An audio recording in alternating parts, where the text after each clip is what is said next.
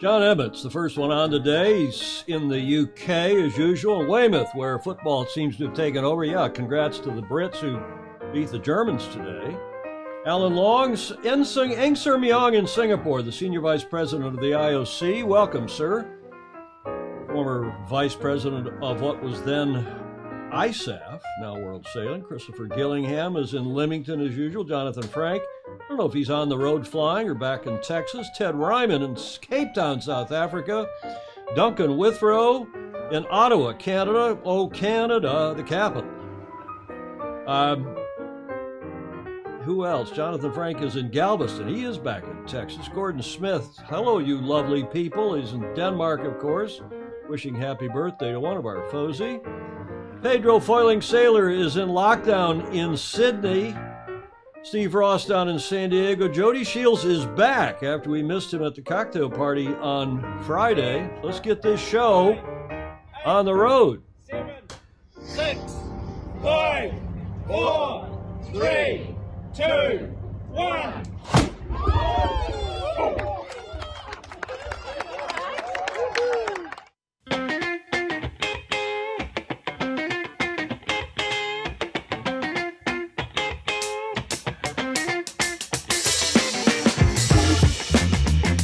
Everybody, welcome to show number 433 for today, Tuesday, the 29th of June. Is this our last show? Yes, it is our last show in June. Our 4th of July, Independence Day weekend is coming up here. I'm, of course, at Studio B without Julia today, sadly, because she is upstairs in the Commodore's suite, not here with me because of doctor's orders, not ordering her, but because I have, sadly, and this is the advice of Andrew McIrvin and our doctors and nursing staff here at the Beach Street Yacht Club, including Nurse Alfredo Partile. I am exhibiting, and have been for a week, the signs, the symptoms of COVID Delta variant after you've been vaccinated. And the symptoms are different for normal COVID or the original COVID versus what happens if you've had one vaccination or if you've been doubly vaxxed, as I have been months ago.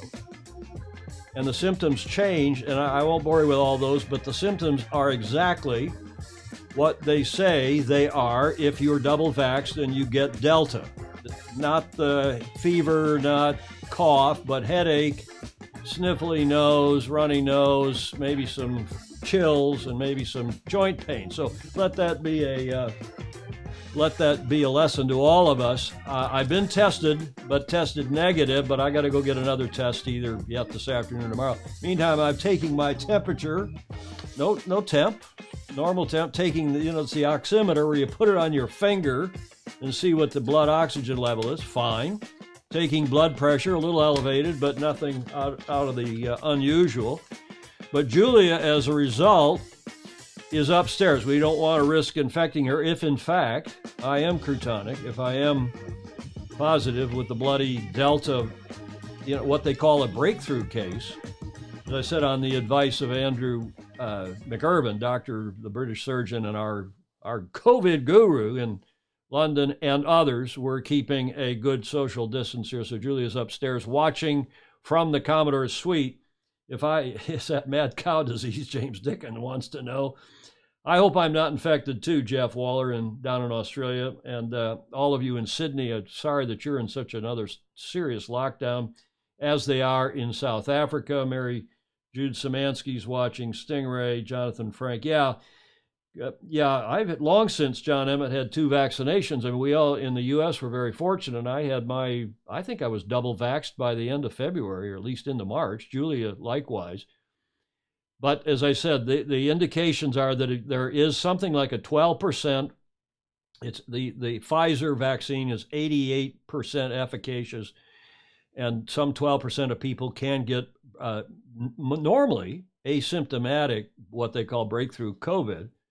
And I've got the classic symptom. It's probably just a cold, but I'm not I haven't had a cold in a coon's age, as we say in Michigan. That's not a racial expression. A raccoon lives for a long time. Those of you who grew in the upper part of this country or no raccoons. We have them here in San Francisco. but you do have breakthrough COVID. Some people do. I probably just have a bad cold, but I haven't, as I said, I haven't had a cold, let alone a cold for a week. I came down with this a week ago tomorrow, so I'm on day 7. So Andrew McIrvin says just cool it for 10 to 14 days, see what happens. So I'm in effect self-isolating, self-quarantining, or whatever you want to call it. But let's get on with our show. If Julie were here, she would say, please like, follow, and share. And I always say comments are welcome too and appreciated, even in replay, especially in replay, because many more of you, thousands of you do watch us in replay. And hundreds and, more or less 1,000 watch it live. Also, we appreciate the support via Patreon. Support us on Patreon, patreon.com/join Sailing Illustrated. I wasn't even sure I was going to put this show together today because this headache is the number one symptom. It's not good. It's not easy. And it's one of these headaches where if you're laying down, it kind of goes away. And then if you stand up, it comes back, but you can deal with it with aspirin or Tylenol or something. So I feel pretty okay. And let's get on. We'll do a show. And as I said, Julie is eating her heart out upstairs rather than being down here in her chair with us. So cheers, Julia. Thank you for tuning in, and to all the rest of you who are, yes, Jonathan Frank saying, please feel free to like, follow, and share and comment. I hope you get back to normal. Yeah, I hope so. And I hope all the rest of you. I mean, vaccinations are wonderful, improved outcomes regardless. That's true. That's the other thing, is that if you are vaccinated, they say that the risk of being hospitalized, let alone dying, is near zero. And this so-called breakthrough is very, very, very rare. And again, it's probably just a bad cold. I haven't had a cold. I can see a raccoon from where I'm sitting. He's gorging out in the cherry tree. Stingray saying up in Seattle. John Emmett, I rewatched the last show to make sure I didn't imagine the Speedo segment. Yes, thanks to Pedro Foiling Sailor, Peter Stevenson. We did talk about Speedos, the bathing suit, which is now generic because, as I said in the show, Kleenex is now generic for tissue, facial tissue. Speedos likewise for bathing suits, nylon, or what used to be nylon, now polyester. The little bathers, as you might call them down under. And we did have quite a discussion about budgie smugglers, as you all call them down under, and in the UK as well. And we'll talk maybe some more about that at some point, hopefully not. Let's get on with it and do a Bravo Zulu to kick off the show to our FOSI and Sailing Illustrated contributor, who we featured on, a couple of different segments of late having to do with match racing, youth match racing. And we're pleased to report that over the weekend in Rochester, New York, Rochester Yacht Club, per our Road to the Gov Cup series, that interview we did with Dave Perry on Friday, and he had some of the kids that were competing, including Jeffrey Peterson, at the Rose Cup, which took place Friday through Sunday. And Jeffrey and co, in fact, won it. Major victory, and really a come-from-behind victory. His crew of Reed Decker, Jeffrey Peterson, of course, there in the middle, who's been a contributor for years now to Sailing Illustrated, the website, as well as to this show. So Reed, Jeffrey, Samantha Hemmons, and Max Brendan, representing the Balboa Yacht Club, have taken the National Youth Match Racing Championship here in this country for the Rose Cup, named after Andy Rose, not named by Andy Rose. He's too humble for that, but our good friend and also FOSI, super FOSI, in fact, for this show and for our efforts. And we'll be down at Balboa Yacht Club in 3 weeks' time, a little more than 3 weeks, for Governor's Cup 2021, the 54th edition. And we'll be doing some more on the road to the Governor's Cup segments. But to focus on this one, Jeffrey and his team were with an impressive collection, according to U.S. Sailing, skilled young match racing. I love match racing. I love youth sailing. We all do. But this match racing is great stuff. That's why we feature it. Youth match races from around the country convene in Rochester, New York, which, of course, on the South Shore of Lake Erie. This past weekend at the 2021 U.S. Youth Match Racing Championship for the Rose Cup. Sunday was the culmination of 3 action-packed days on Lake Ontario, just beyond the breakwaters of Rochester Harbor, Rochester Yacht Club. The final series on Sunday captured the excitement of the weekend with a highly competitive duel between the top 2 teams. The final series featured Jack Egan, San Diego, California, of the San Diego Yacht Club, and Jeffrey Peterson, Newport Beach, California, of the Balboa Yacht Club. There's Jack Egan. You know what Jeffrey looks like. But Jack, who is maybe the finest collegiate sailor, and he's one of the top sailors, another one of these sailors that comes out of San Diego Yacht Club, Point Loma High School, and just is, there's something in the water down there, or in the air, or both, that breeds, that creates great sailors, and Jack Egan is just the latest. Egan entered the final series with a perfect record, including he went 14-0, 14 and wins, no losses, in the 2 round-robin stages on Friday and Saturday, and a pair of 3-0 wins in the quarters and the semis. Peterson worked his way into the finals with a 10-4 round-robin record, followed by 3-2 and 3-1 wins in the quarters and semis. Then they met in the finals. After winning the first race to take a 1-0 lead, it looked like Egan and team would continue their undefeated ways through the finals. However, Peterson's team made the necessary adjustments, obviously, and won the next 3 consecutive races to win the final series 3-1. So bravo Zulu to Jeffrey Peterson, and as well to Jack Egan and his team. It is also the handiwork of Dave Perry, the guru of match racing in this country, 5-time winners of our National Match Racing Championship. He's been a rules advisor to America's Cup teams, long time friend.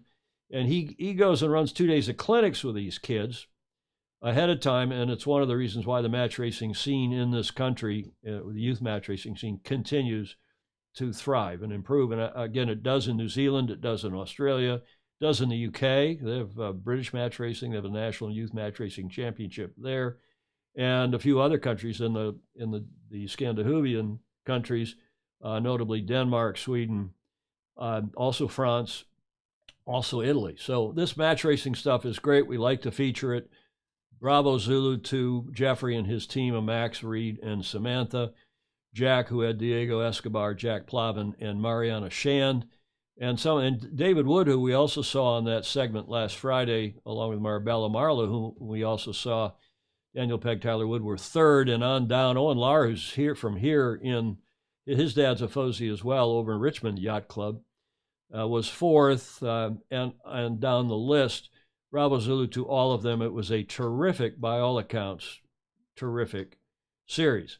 Now, you cannot go, I'm going to stop there before I get into soccer. Vacations or vaccinations, McIrvin is saying, yeah, well, I hope I'm missing kind of the threads here because I don't have Julia, as you all know. Emmett is saying at the games, if you have been in close contact and have been double vaccinated, that it could affect the outcome. How old is the raccoon? Clark Chapin wants to know. Be careful if you need to cut the show. No, I'm fine. I'm not going to. Well, if I keel over, you'll see it. Oh, that'd be a first. Mickle Thomas and get well and be careful. By the way, Mickle, who fell asleep during our cocktail party on Friday. Now, you should know what happened to Mickle. He had a really long day on the water. He came back. His wife brought him a drink, and he was listening to, some of the conversation was long and maybe a little boring before we got to him. And he put his head down and took a quick snooze, and we saw the top of his head. I thought he was looking at his computer or looking at something, adjusting something. And then you all started making jokes about, well, the good news is he doesn't have any dandruff. But I heard from Mickle, talked with Mickle the next morning, and he said, no, it had been a really tough day, including he'd gone overboard with his phone. And therefore, his phone is crooked. He had to get a new phone. So those of you who are calling him during last Friday's show, including John Emmett, was trying to call him and say, hey, Mickle, are you okay? You're live. And if I'd had the presence of mind, we could have cut his feed from, I think you can do that. I know you can on Zoom. But Mickle, glad to see you with us and glad to see you're just fine.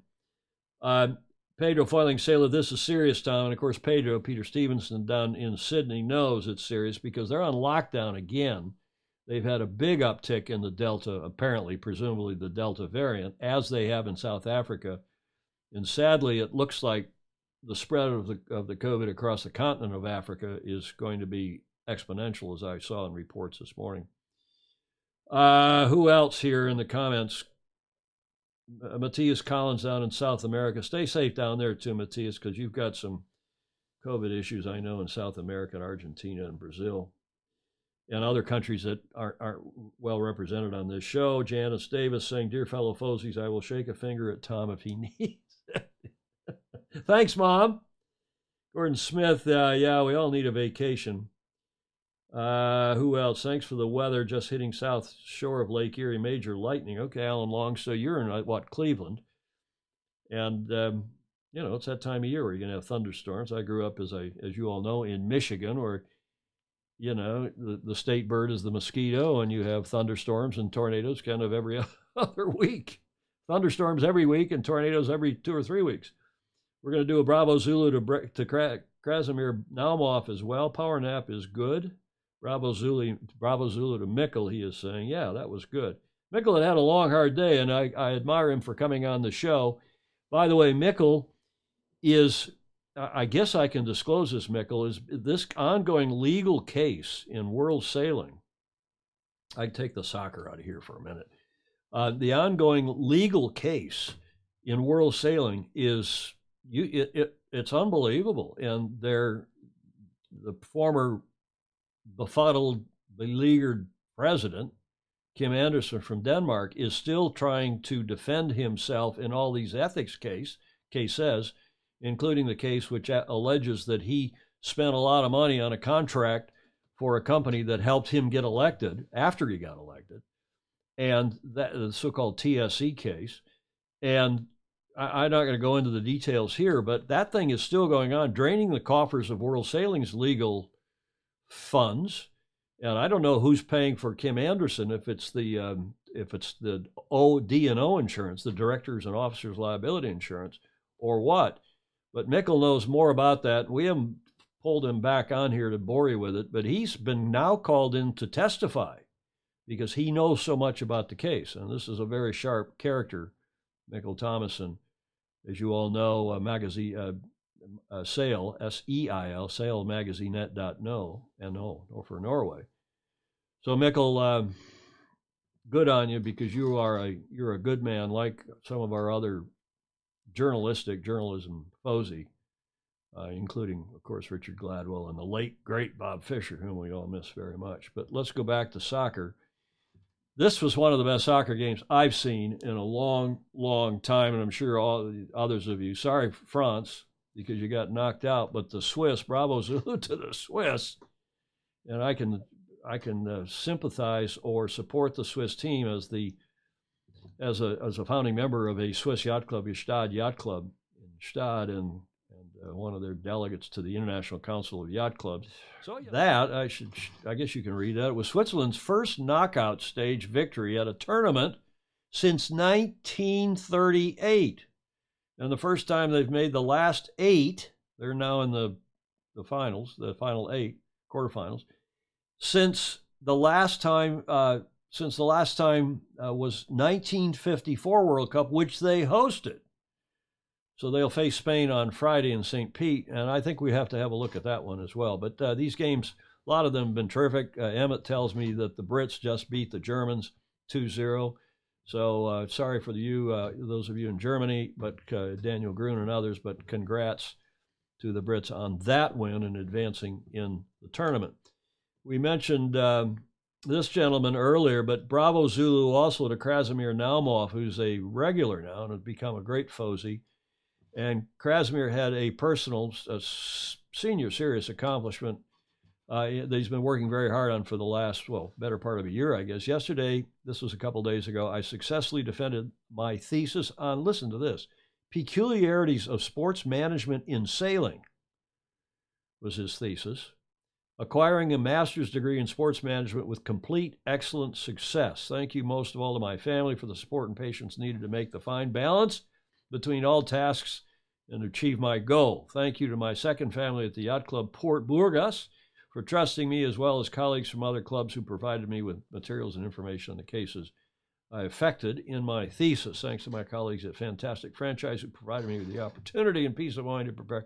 I will not disappoint you all. So bravo, Zulu. Congratulations, Krasimir. And by the way, he's the head of the Bulgarian SSL team, Star Sailors League team, which, of course, the Star Sailors League, the big enchilada, is next summer, which I submit will be the biggest thing in our sport, perhaps even bigger than the America's Cup.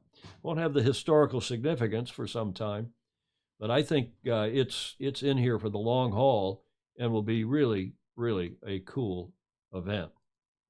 Okay, we'll stop there and see if there's any comments. Julia is literally right above me up in the Commodore's suite in her lounge area, and she can kick on the floor really hard if I'm screwing up or missing anything, Julia, and I'll hear your footsteps, I think.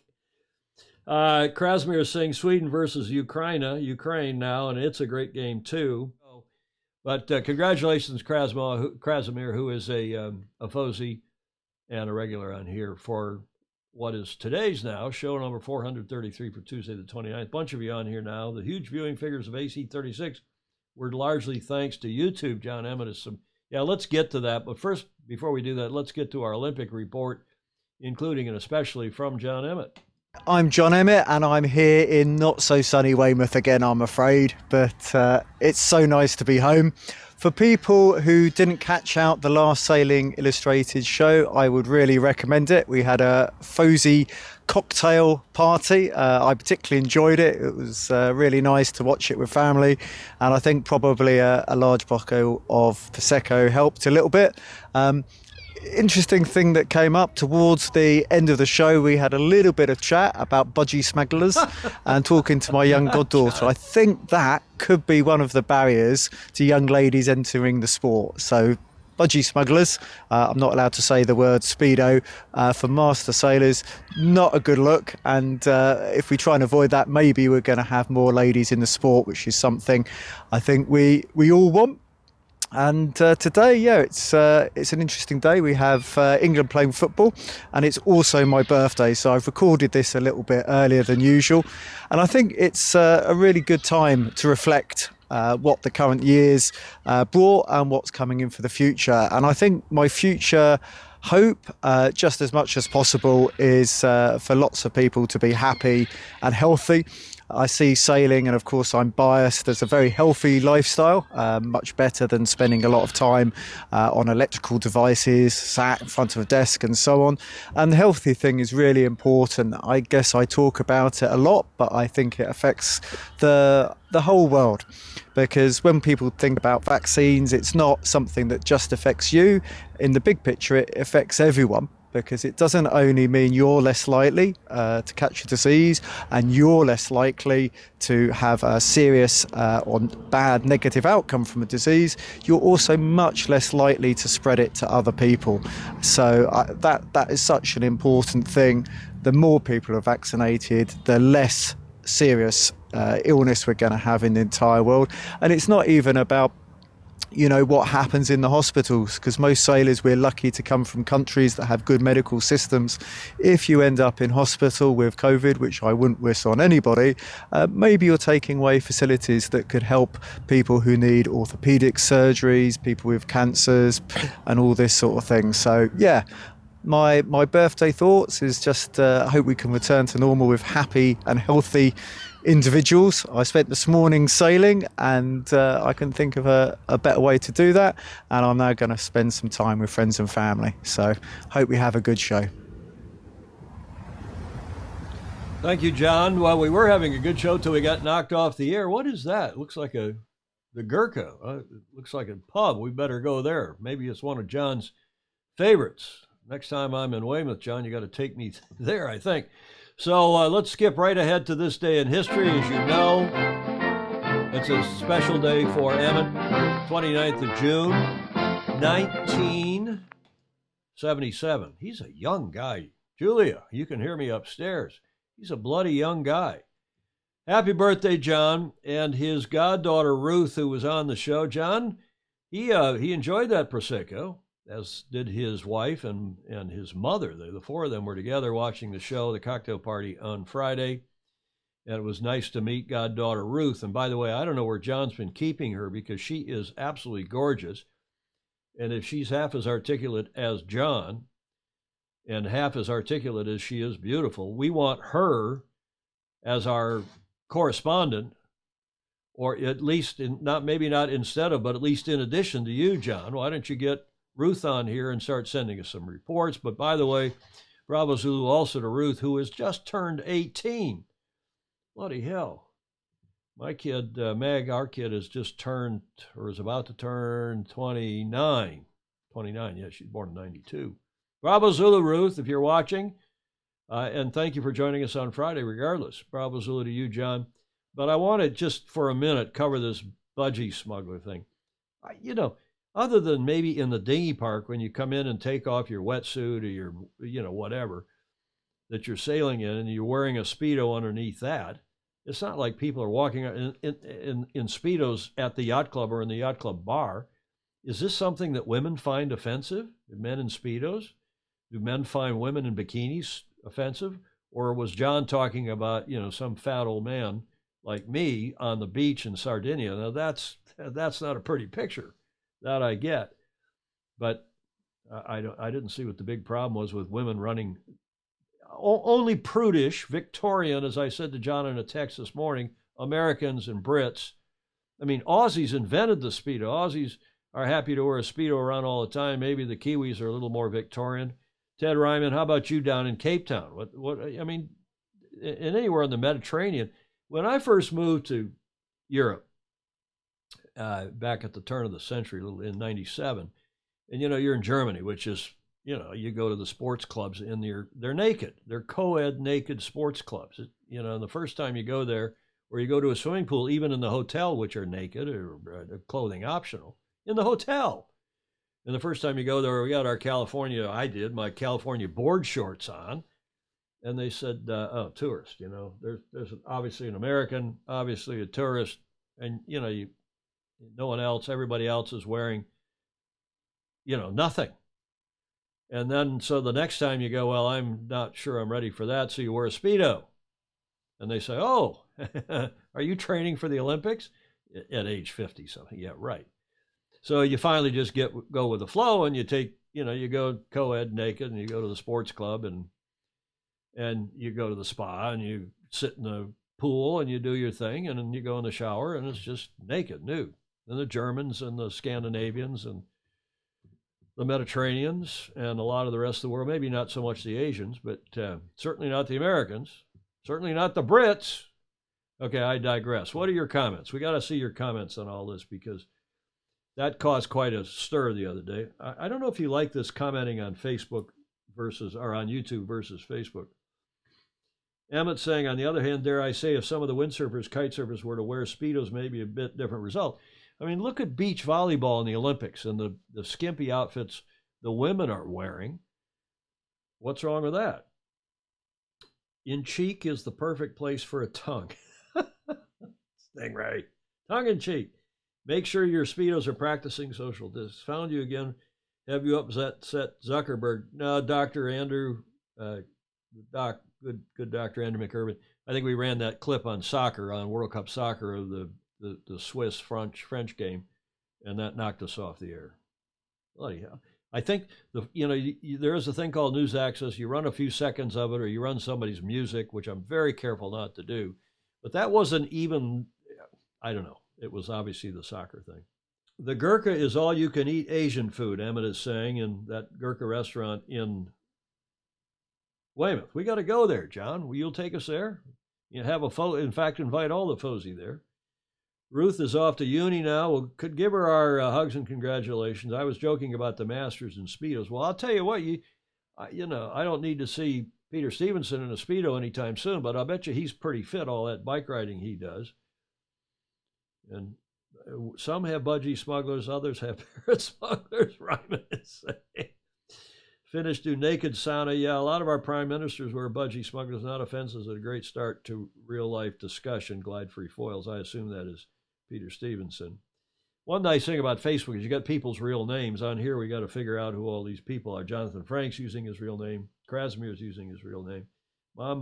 Jonathan Frank, my mom made me wear Speedos when I was 10. I am still scared.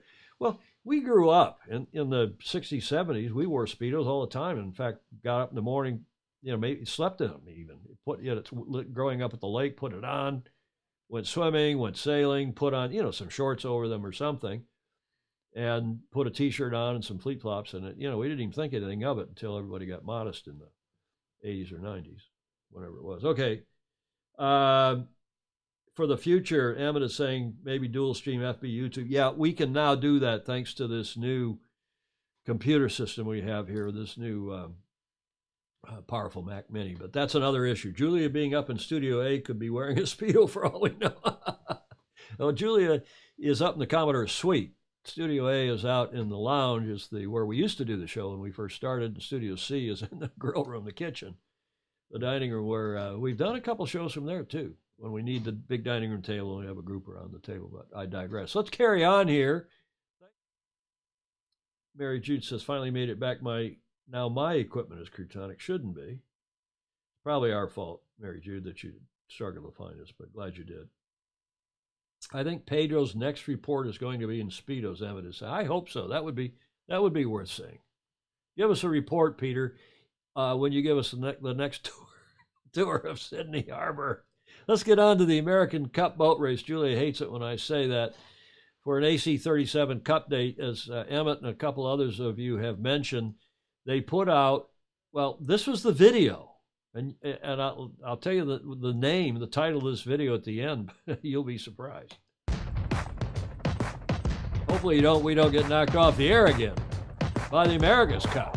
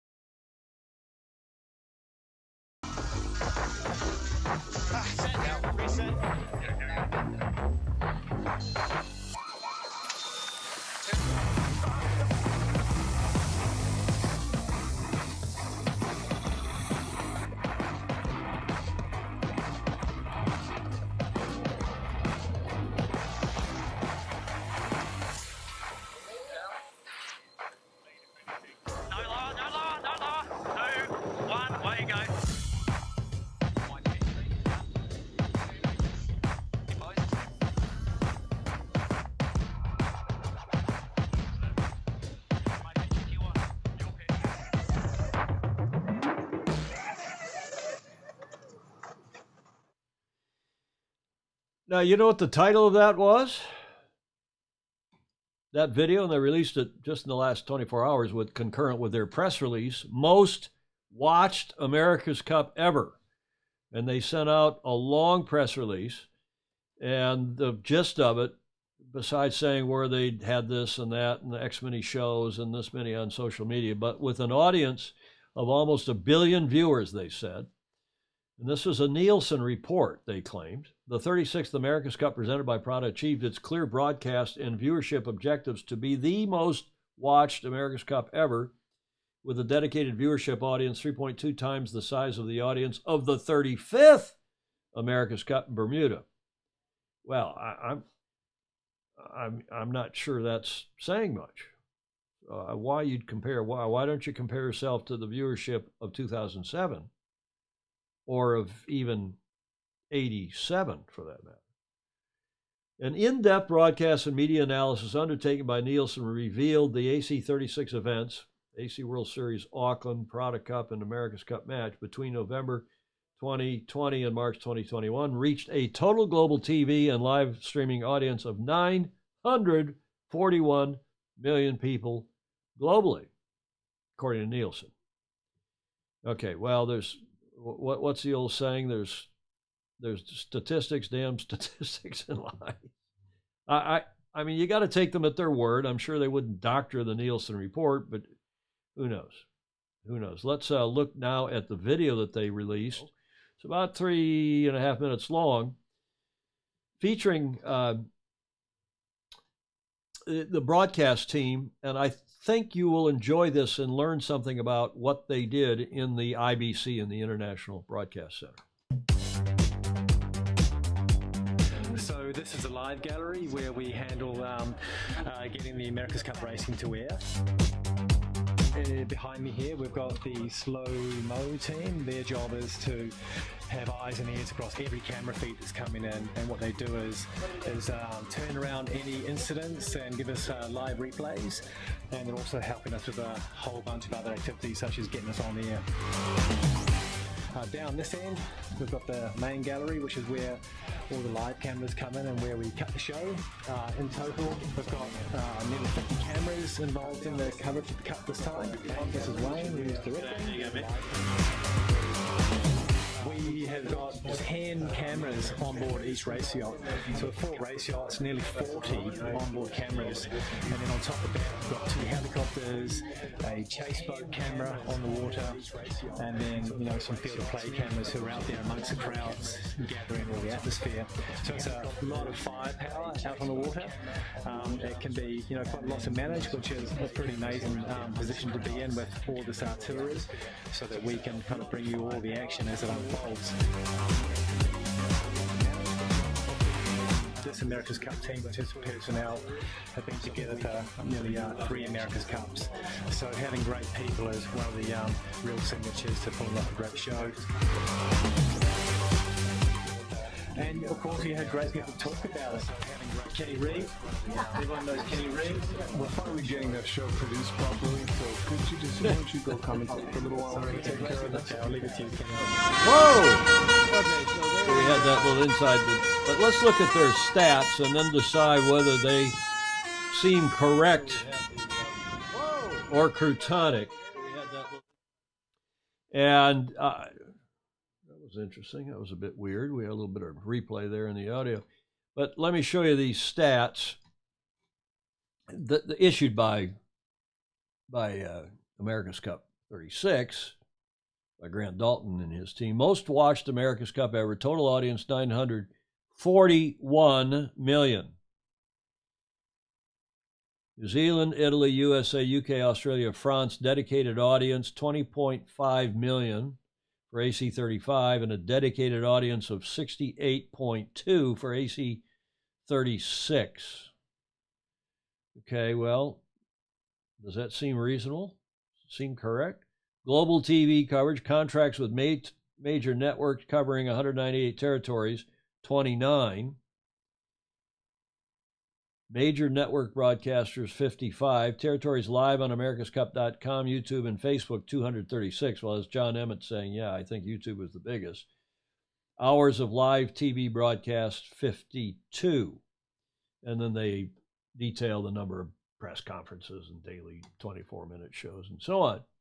Social media, 35 versus 36, 159 million impressions versus almost 500 million impressions for 36. Followers, 491 versus a little over 1 million. Well, I think that's just the growth of social media, so okay, that's cool. Almost 1 million page views on americascup.com. On March 17th, the final day of the 36th America's Cup, 36 million viewing sessions from 7.9 million unique viewers on AC YouTube channels, equating to 7.7 million hours of watching of America's Cup footage.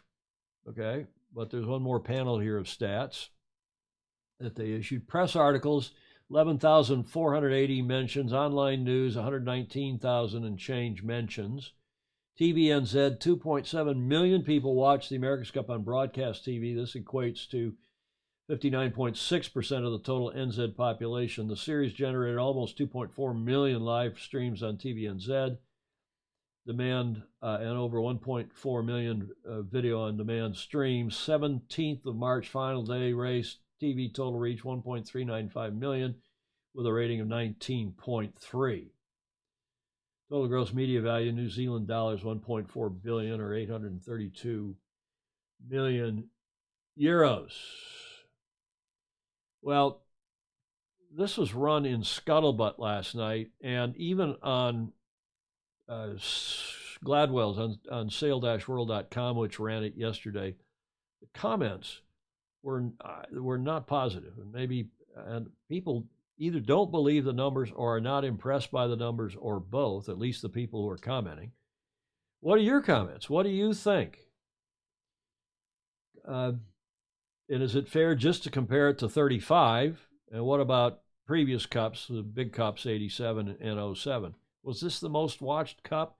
Somehow I doubt it, because you had so relatively few countries involved. You only had 4 countries, the U.S., Italy, Great Britain, and New Zealand. You'd have some uptake in Australia. You'd have some uptake in a few other countries. You think this was the most watched America's Cup ever, correct or croutonic? Let's go to the comments.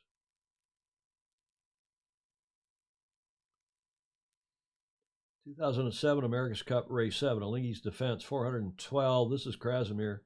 412,000 views, 221 final, 75. Yes, I know some time has passed since 2021, but I doubt view hits will increase tenfold. Dogzilla, that Stingray up in Seattle. Aside from all the audio headroom clipping and latency problems, not a bad. But no, look at the television coverage, especially. They had a little bit of problems early on with the yard markers, the yard lines, the lines. But the stuff that Stan Honey invented, or he and his colleagues, and then was done beautifully by ARL, by the company down in Dunedin called Animation Research Limited. The graphics, the job that Mr. Sefton did in producing that show with all the there were 8 cameras on each boat. 8. And yeah, the audio wasn't that sometimes the commentators talked too much and we wanted to hear what was coming off the boat. And when the commentators were talking, they needed to duck down the audio of what was coming off the boat, so the commentators weren't shouting over felt like they were shouting over the audio coming off the boats. Pedro, testing for my computer. Why is my Facebook blocked? I don't know why you're paid. Maybe they think you're part of the FOSI and the Sailing Illustrated Mafia. Pedro, maybe because you tried to stream to guilt by association. Yeah, Peter Taylor. Glide Free Foils, I think they blocked you on Facebook to stop the Speedo report. Except the USA, perhaps the largest mark to be exploited, yet we had to pay. Yeah, that was, look, if the America's Cup is going to have a huge television footprint, I know they needed to make some money and they wanted to make some money, but again, it's got to be free to air. It's got to be reach and frequency. It's got to be free, as was promised, again, but then it didn't happen here in the U.S. And Julia bought the package. She must have been one of 100 people, maybe, if that many, that bought that package for a lot of money, and the price came down and down and down. In the meantime, you could watch it, a lot of it you could watch on YouTube, or you could watch any of it on YouTube or Facebook with a VPN, virtual private network, or you could, that's how we were doing it with our Zoom stuff. All of you were watching on Zoom and commenting. Look, it was a nice television product. I thought it was well done. You can argue about the racing and the length of the racing and the format and the courses. Let's not get into that here. Let's talk about the television. It filled a 2-hour block. That lead guy, the host commentator, was croutonic. We all know that, but he came good. He came better in the end. Kenny, Shirley, the rest of that, Nathan, were terrific when they got, help me out, some of the other guys who were up in the helicopter, particularly the Brit, who's doing it now for Sail GP. Tell me in the comments. These guys were good. Kenny is particularly good. Shirley's wonderful. So, Krasimir saying 800,000 KK worth of online mark. Jesus, send me 15K to refurbish a 25-foot boat back to racing. A lot of viewers from stars in the Andromeda Galaxy help boost those figures, Dogzilla is saying. That's against Stingray. It is not realistic. They need to justify the great expenses. Social media numbers will inflate numbers, Jody is saying. Yes, of course. I saw them all for free on YouTube in South Africa. It felt like everyone was watching, but it's hard to judge, Ted Ryman saying. Travis M. Who's Travis M? Travis M. People were starved for sport during COVID. Not surprised it's the most viewed. Okay, that was a good point. The reason Dalton compared it to Bermuda is because he sees enemies everywhere he looks. Well, yeah, the audio was croutonic on the boat. Yeah, we all agree. It was well-produced AC, but Sail GP has it beat. Stingray saying, okay, in our days, AC more accessible with multiple platforms, broadcasting versus previous cups. We're all part of the FOSI Mafia, damn proud. Thanks, Jonathan Frank. Jonathan's been in he was in Maui. The guy's a captain for United Airlines. By the way, United, I saw Jonathan just on the news this morning. I watched the financial news in the morning, and it looks like your airline is on the up and up. United's buying a bunch of new planes, both from Boeing, mostly from Boeing, but also from Airbus. A bunch of new planes. Mary Jude is saying, I thought overall it was a great production, most watched. NBC did not need to change.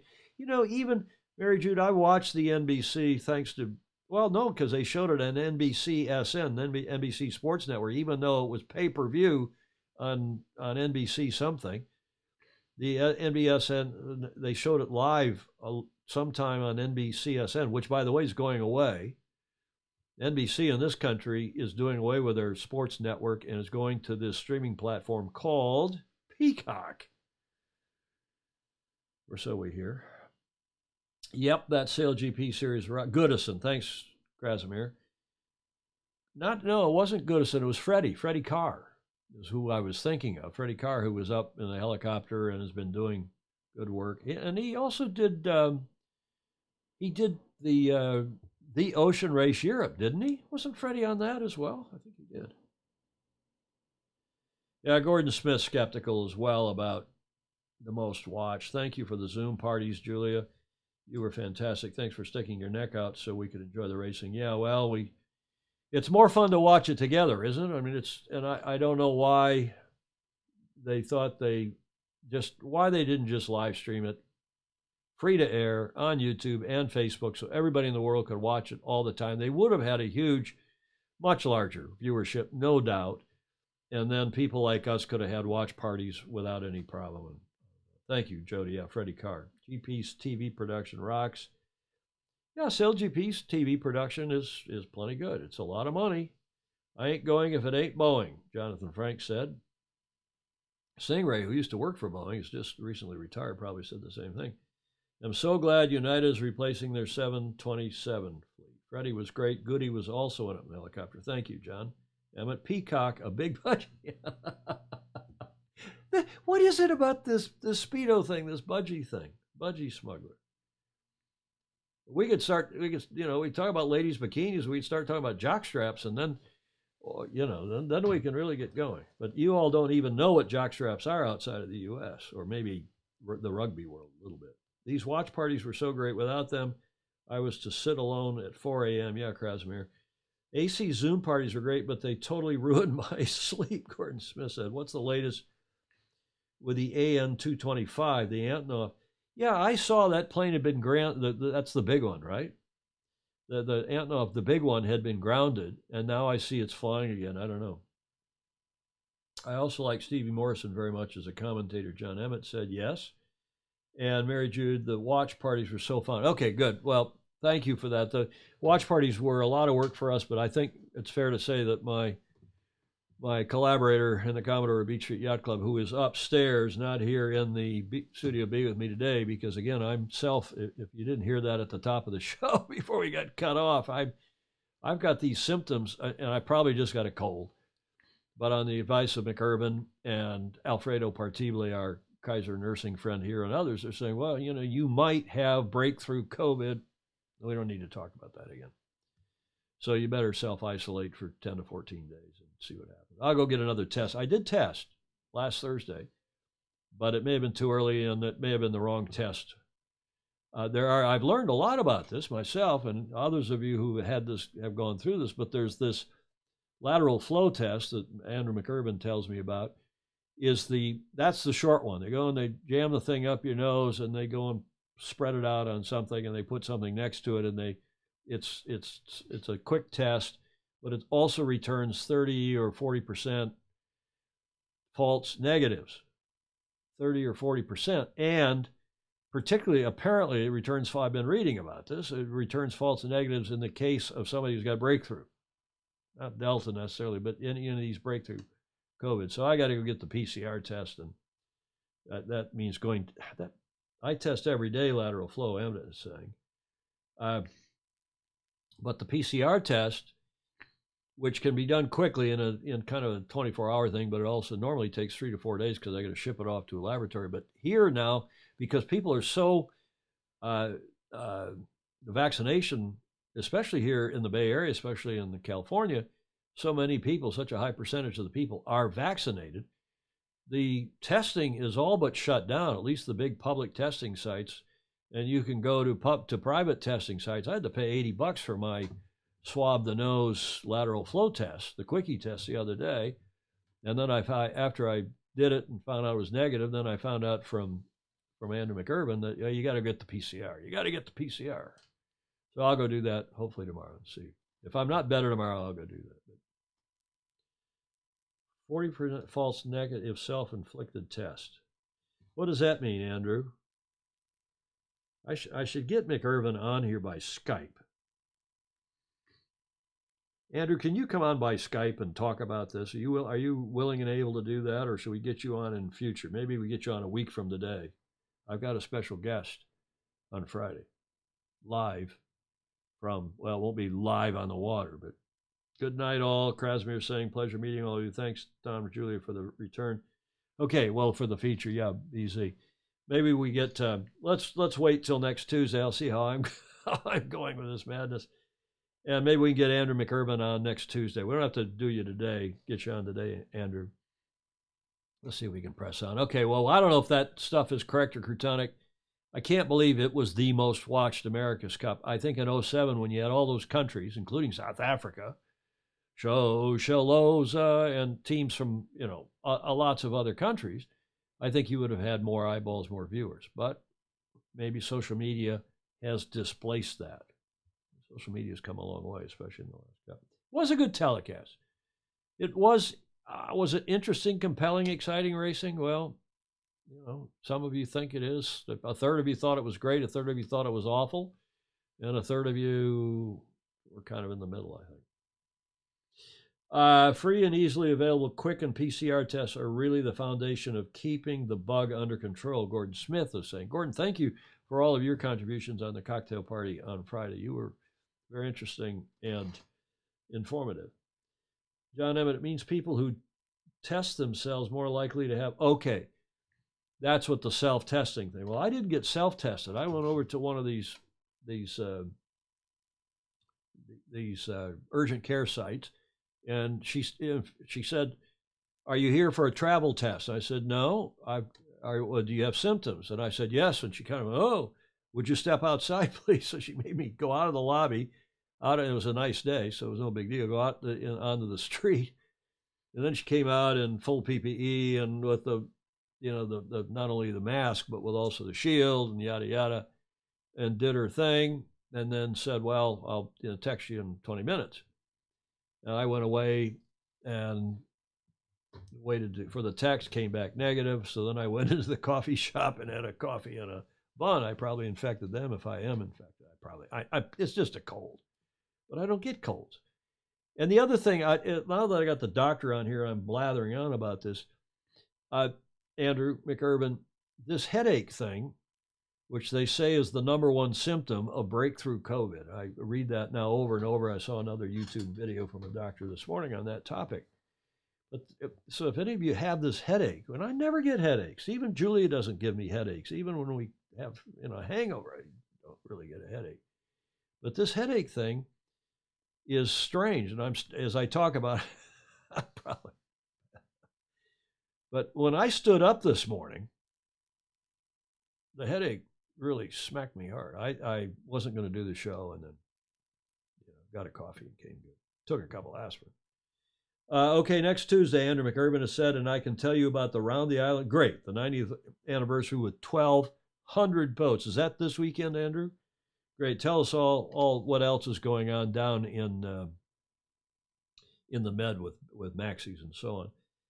Lateral flow tests are free in the UK. Emmett is saying, well, they are free here too. But you got to now. About the only place you can get them is at the airport, or in some areas.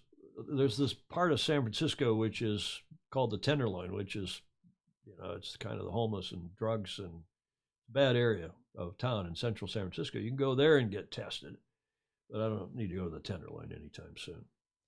I see the beginnings of a pair of horns growing right above Tom's nose and eyebrows. Am I guessing Pfizer? Yes, that was Pfizer. I was double Pfizer.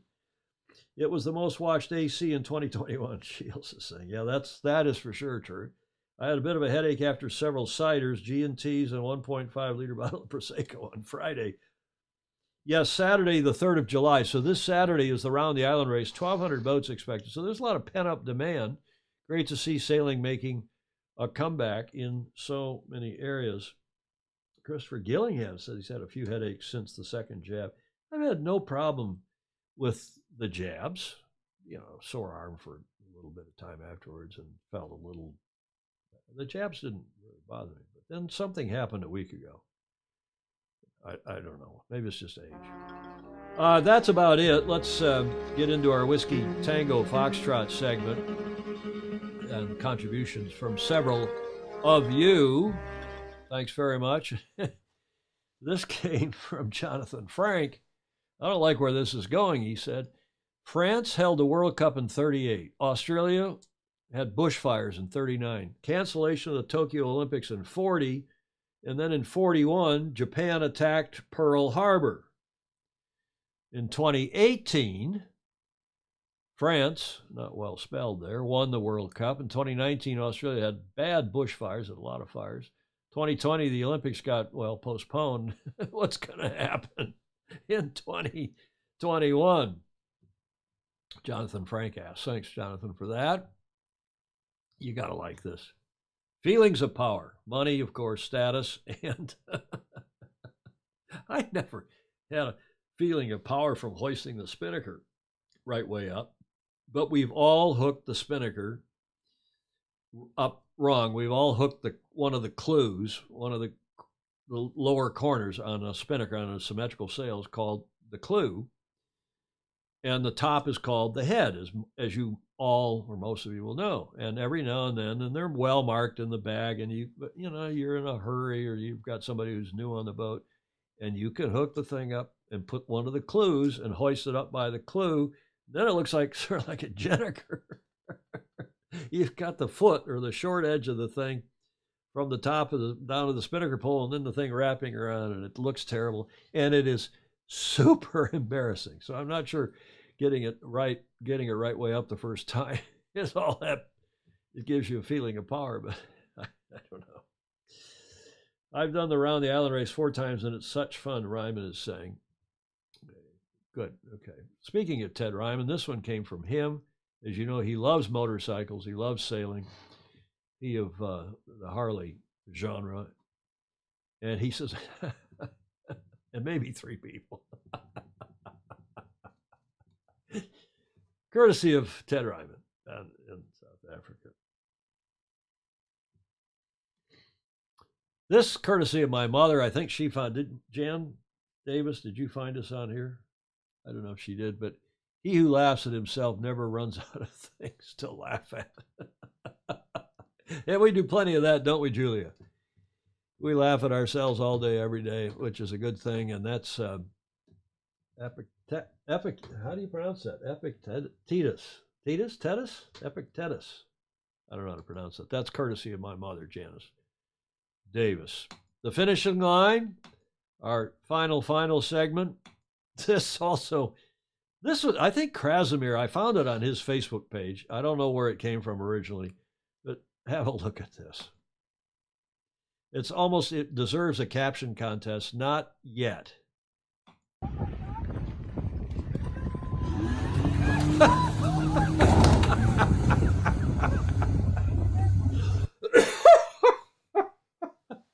Now, I hope we don't get knocked off the air. I got to play that again. I nearly fell off my chair this morning. Having grown up in Michigan, where we all have these pontoon boats, and we have croutons that operate them, who are not.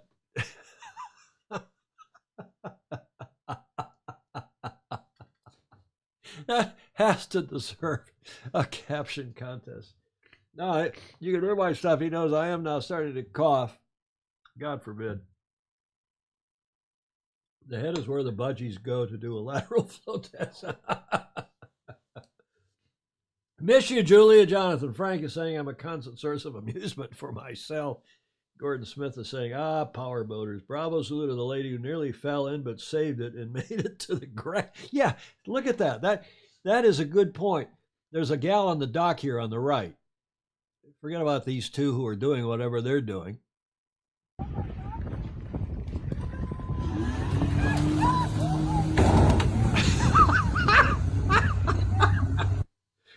If you had tried to stage that.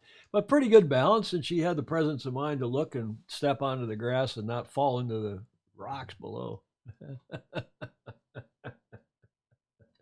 A kiss that launched 1,000 ships. Yeah, there were some more pithy comments than that. We hope you'll like, follow, and share the show, as Julia is fond of saying. Comments welcome, too, even in replay. Somehow I'll patch this together, and I don't know where we'll be next Tuesday. We'll be on Facebook or YouTube or somewhere else. I will sooner or later get it sorted out so we can just do it on our webpage, on the Sailing Illustrated webpage, and we don't have to worry about YouTube. But it is not easy. It's a lot easier to do it on YouTube or Twitch, or you don't want to go to the Twitch, I'm sure, or Facebook, especially the commenting. Tell me, is the quality good? It's the same rate. We're 30 frames per second, 5,000 kilobits. So we're good, strong stream. 0 frames dropped, 0.0% frames dropped. The CPU usage on this new computer is way down, under 30%, so that's good. Audio good. The commenting. I know it's the commenting that you really don't like as much here. Yeah, we did get a recovery, but I'm sorry. I apologize, Jonathan Frank, for the... yeah, okay, the quality seems fine. I apologize for that in the first place. But a lot of you found us, so thanks for that. I can stream, and yes. The other advantage to doing it on YouTube is, if it really makes any difference, we can stream at 1080p, which is 720 is HD, but 1080p is network HD. We can even stream at 4K, but that's too much. Problem is, if we start streaming at 1080p, even 30 frames a second, forget about 60 frames, is that some of you on slower devices or with internet connections that are not perfect, you'll start to get buffering. You'll start getting the beach ball, and you'll start getting the buffering. So most of you, tell me below if you're watching it on a phone or on a computer. Very few of you are watching it on a big screen TV, on an Apple TV. I know John Sangmeister and his sons do that, and others. But if you're just watching it on a phone, that's a 480 or 580p device, 720 at the most. And on a phone, 720p is more than enough. Thanks for I agree. Quality is great here too. And 60 frames. Yeah, you can go 60 frames. Audio is fine. Well, we have improved the audio quite a bit over the months. And now that we have this fancy new Rodecaster Pro, I'll tell you what, thing's any of you who are live streamers or podcasters or thinking about becoming so, a Rodecaster Pro is a big deal. And someday we'll do a show on how this all works, because Ryman's watch is on his desktop computer. Frank, Jonathan on a phone, an iPhone. Mobile experience. Travis, it's Travis Meyer. That's who Travis M is. Thanks, Travis, for changing your name. Mobile experience is far superior on YouTube. I wonder why that is. But YouTube will also reduce quality all the way down to 144p, I think. Yeah, at least to 360p. Okay, well, we digress. Szymanski, Mary Jude watches it on all three, MacBook Pro, phone, and iPad. Gordon Smith says, for me, the issue seems not to be the internet speed. Mine is excellent, but rather my distance from you. Too many server and router? Really? Paul Homchick is watching on the TV. I vastly prefer YouTube to FB streaming. Really? Paul, I had a lot of criticism from the regular commenters, and you comment often enough. What saith the rest of you while we're on this topic? Comments welcome too, even in replay. YouTube always seems better, Mary Jude Szymanski says. Video is better on YouTube, but the comments are rather more difficult to follow, Gordon says. Stingray's Dogzilla, a.k.a. Dogzilla Mouse. Yes, I have it on my new iPhone 12. It looks even smoother on that than all the big HD TVs it is casting to. To the cheering audiences on the floors above.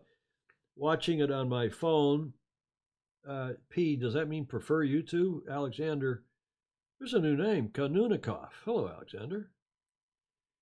Well, put in the comments below if you, and this is not scientific, but put in the comments below if you prefer YouTube versus Facebook, those of you who haven't already commented. I know that Stingray, Jody, John Emmett, a number of you prefer the commenting and the threading of comments on Facebook. But I wonder if we should just move over to YouTube once and for all. YouTube casting to TV is easier than FB. YouTube has an app for casting. I'll tell you, there's the other thing that is a problem. Now that I'm gas bagging away here an hour and 40 minutes into the show, well, except for our 20-minute hiatus.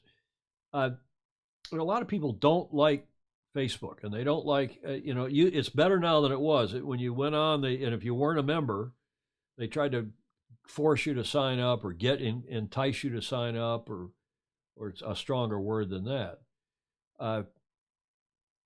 Not force, but to, really cajoles even, too weak of a word. And a lot of people simply don't like Facebook. I have senior, serious yacht racing friends, especially older folks, who will not go on Facebook, do not want a Facebook account, yada, yada, yada. So if World on Water, okay, Jeff is saying YouTube, please. It's a shame we can't like on YouTube. That's right. That was the issue, Ted Ryman. It's a shame we can't like on YouTube.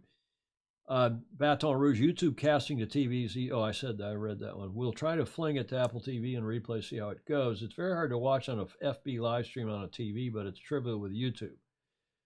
Paul Homchick is saying, if you went to YouTube, I could live. Well, we could stream to both. And if I stream to the website, that's even easier, but then we have the commenting issue. Alexander is preferring YouTube. Stingray, Tom, it works great either way, but commenting is more interactive with the FB interface, with the Facebook interface. John Emmett saying the only issue is we end up splitting the comments between two platforms, so maybe live on YouTube, then premiere on FB at a different time. Both can be in 1080p. Can you upload in 1080 on Facebook, John? I didn't know that, but that doesn't surprise me. Perhaps with so many watching and replay, YouTube is the way to go. Okay, that's a good point.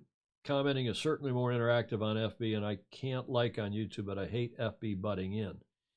Okay, well, it sounds like a lot of you think we ought to go back to YouTube, and maybe we should just stream on both, but it does split the comments up. If you come on YouTube, unless I get one of these, pay for the money for one of these commenting, there are commenting services where they will amalgamate you send the stream to a different content distributor that then sends it on to Facebook and to YouTube and to Twitch and to tell me who, Instagram even.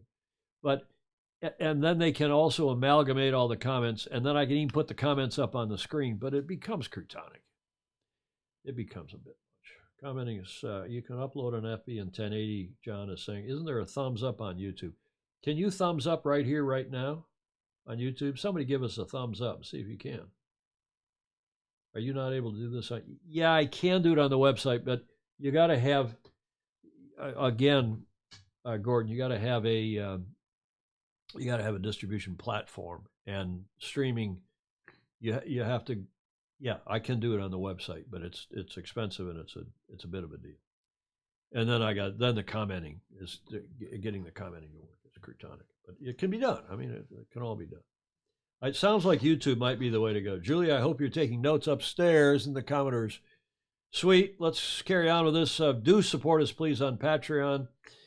Support is much appreciated. Patreon.com/join/Sailing Illustrated.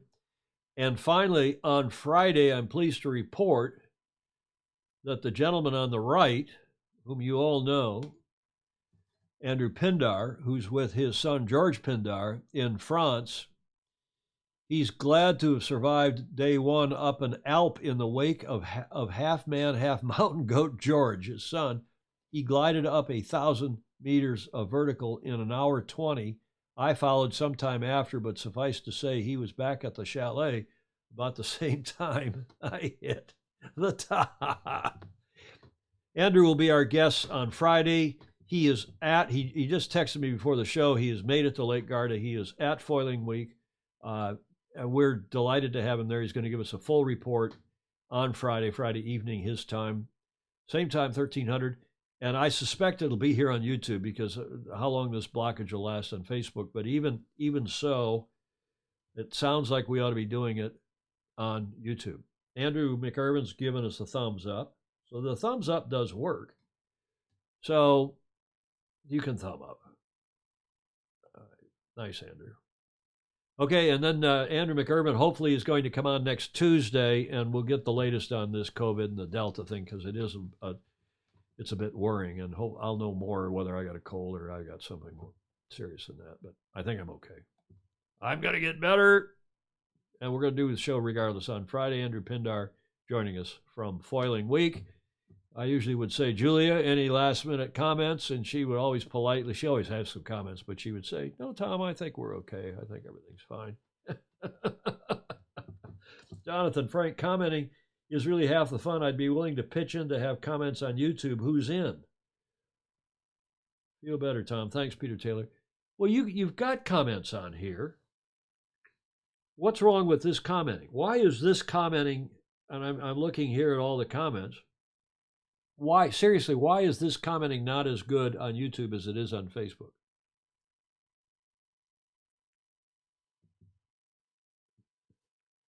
Ted Ryman's given a thumbs up. Alexander Kanunkikov.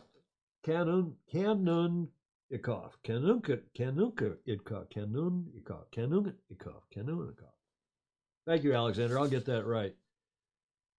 Yeah, Julia's staying awake. Hope you feel it. Yeah, I'm acetaminophen. Yeah, acetaminophen. You know, that's an interesting thing too. And I'll ask Andrew McIrvin to comment next Tuesday. And you know, the docs all like to use Tylenol, and for some people, they like Advil better. And these are I don't remember the medical names. For some reason, aspirin works better for me. Because we can't go private with each other. That's why they like, well, you can go private on here, can't you? I see, you can't DM each other. Well, we'll have to figure that out. Hi, Tom, maybe the Fox News Network, the segments about Stop the Steal are starting to need fill-ins. You can't thread comments in real time. It is not as good because I can't like and can't join a thread, Gordon Smith is saying. Well, let's see what we can figure out. Maybe somebody's got an answer to that. Emmett's pretty good at this stuff. We'll see. Thanks, everybody. Hope to see you on Friday. In the meantime, sail fast, sail safe, and have fun. Ciao. Bye.